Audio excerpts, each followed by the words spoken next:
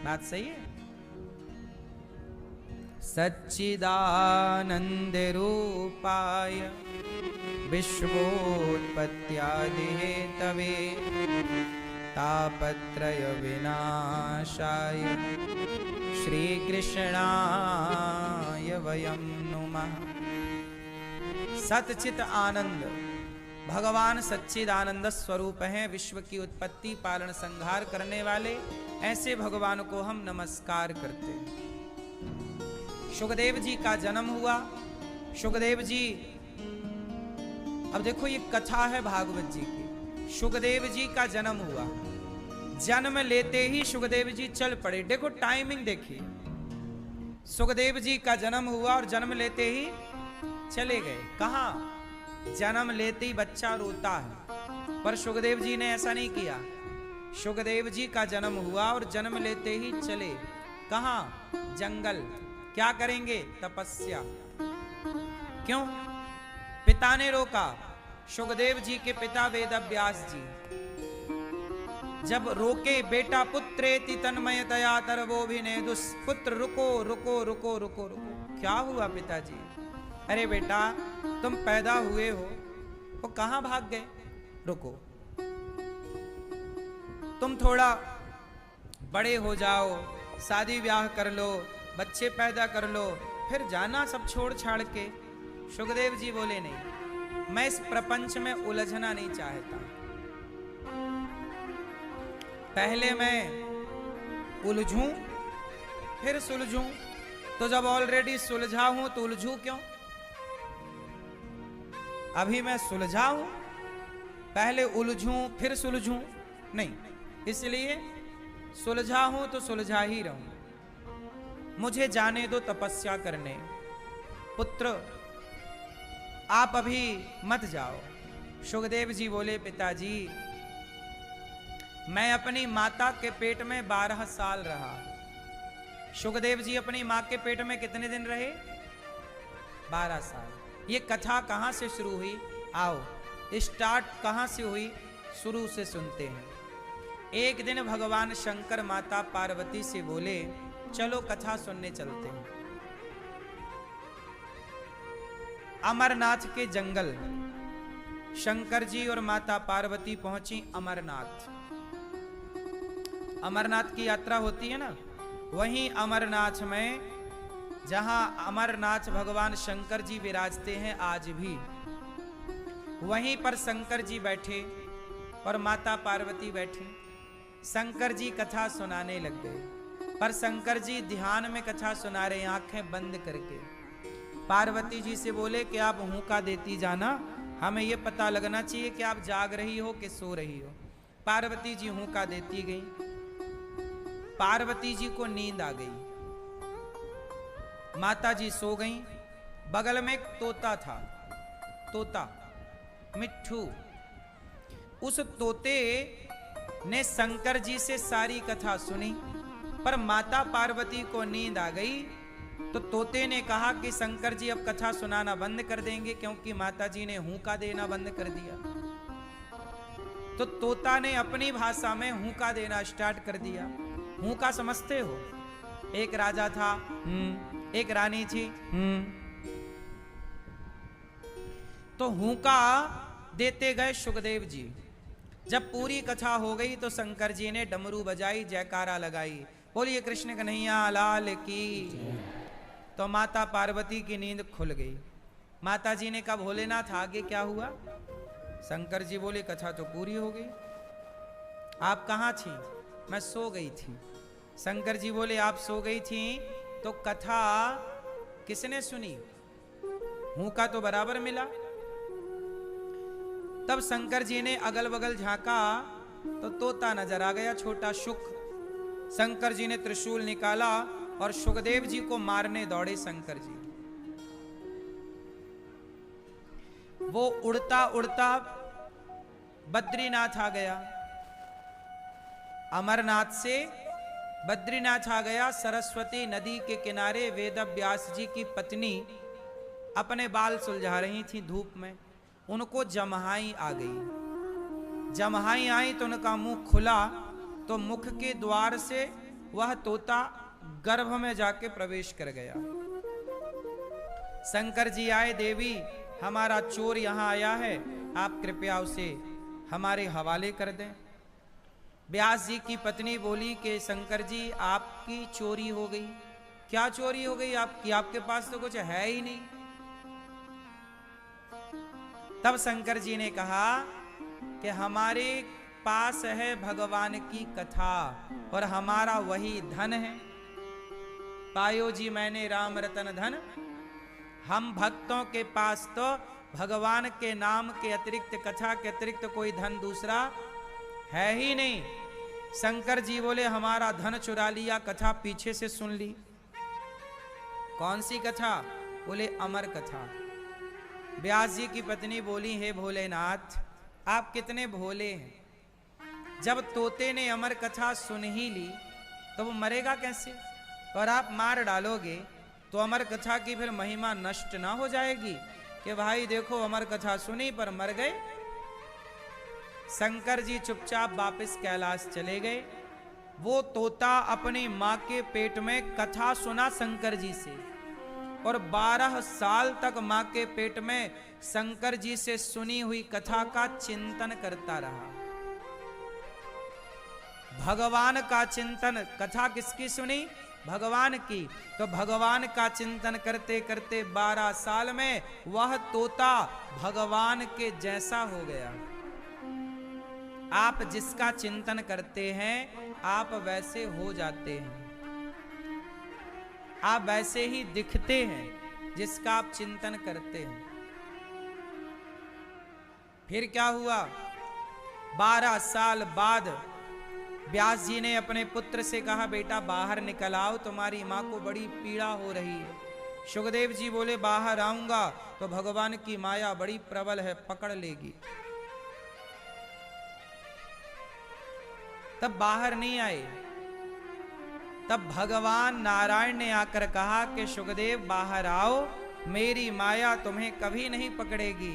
तब सुखदेव जी 12 साल बाद बाहर मां के गर्भ से आए और सीधा तपस्या करने चले गए। तब पिता रोक रहे हैं कि बेटा शादी ब्याह कर लो। बोले नहीं, ये माया बड़ी प्रबल है। आप लोग एक बार उलझते हैं ना तो उलझते ही चले जाते हैं, सुलझते नहीं हैं। जबकि सिस्टम क्या है? उलझना और फिर सुलझना। आप शादी ब्याह करो, बच्चे पैदा करो, बच्चों का ब्याह कर दो, फिर बच्चों से मन हटाओ, आप सुलझ गए। मन भगवान में लगाओ, आप सुलझ गए। लेकिन आपके बेटा बेटी का ब्याह हो जाने के बाद भी आपका मन घर गृहस्थी में लगा रहता है, आप और उलझते चले जाते हैं।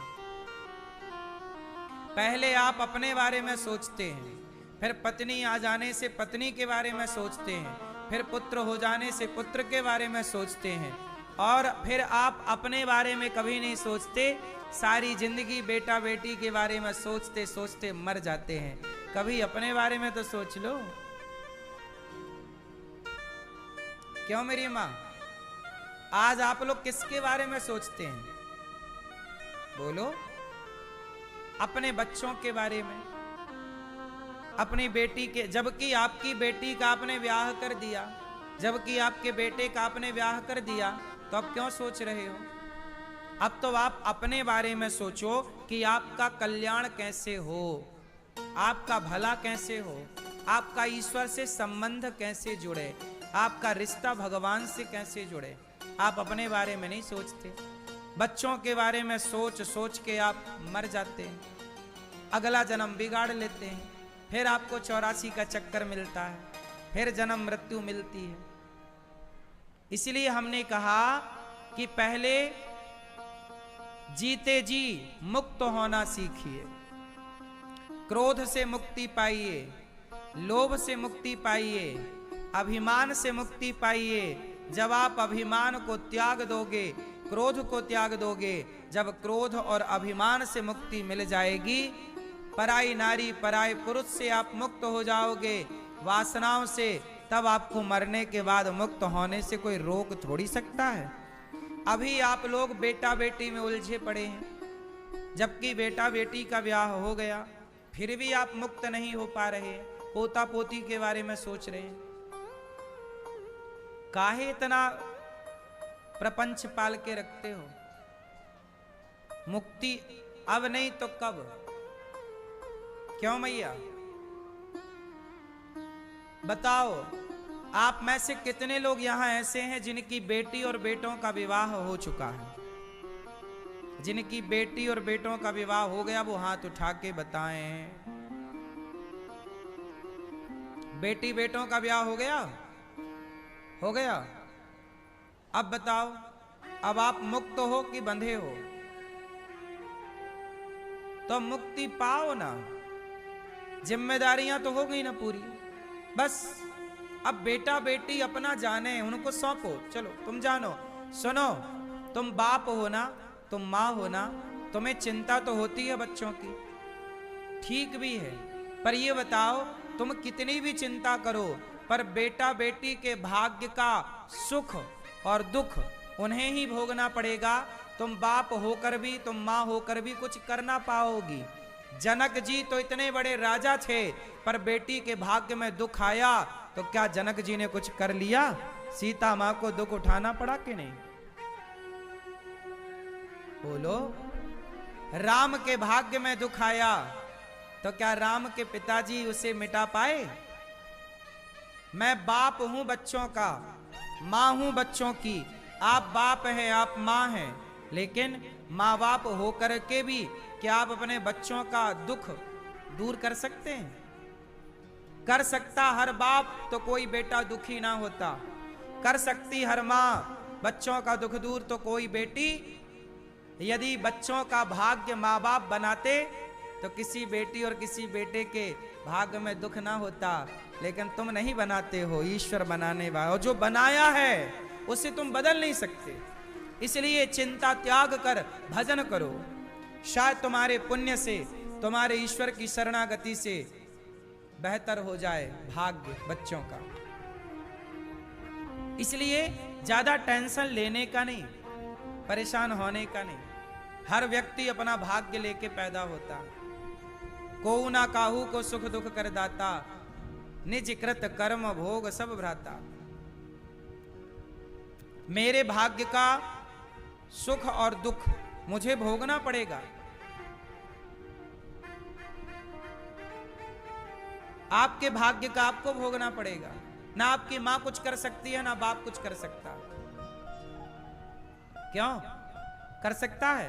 कोई कर सकता तो कर लेते ना साहब। भीष्म पितामह के भाग्य का दुख भोगना पड़ा बाणों की सैया पर लेटकर। माता सीता के भाग्य का दुख माता सीता को भोगना पड़ा। राम के भाग्य का दुख राम को भोगना पड़ा। बोलो हां। सुदामा के भाग्य का दुख सुदामा को भोगना पड़ा। फिर इसलिए बेटा बेटी को पढ़ाओ लिखाओ, शादी ब्याह करो और अपना मन हटा लो। सुलझ जाओ, उलझे ना रहो। तुम अपना मन लगा के तुम अपना नुकसान ही कर रहे हो। जितना मन अब बेटा बेटी से लगा है, इतना मन अब भगवान में लगेगा, तुम्हारा कल्याण हो जाएगा। सही है? अब बुढ़ापा ना बिगाड़ो। बहुत बिगाड़ लिया, 84 के चक्कर में बहुत उलझ गए। अब समय है सुलझने का। अब समय किसका है? अब सुलझो, अब उलझे ना रहो, अब लगाओ मन भगवान में। अब केवल भगवान के सिवा कोई ना। भगवान से संबंध, भगवान में लगन, अब कोई और सहारा नहीं। एक भगवान के सिवा कोई और ना हो। भगवान को देखने का मन है। अब देखो क्या हो मन, कहाँ हो मन? अब किसे देखना? बेटी को देख लिया। आप लोग क्या कहते? बेटी बहुत दिन से देखा नहीं, एक बार आ जाओ देख लें। पोता पोती को बड़े दिन से देखा नहीं, आ जाओ देख लें। पोता पोती को देखने का जी करता है,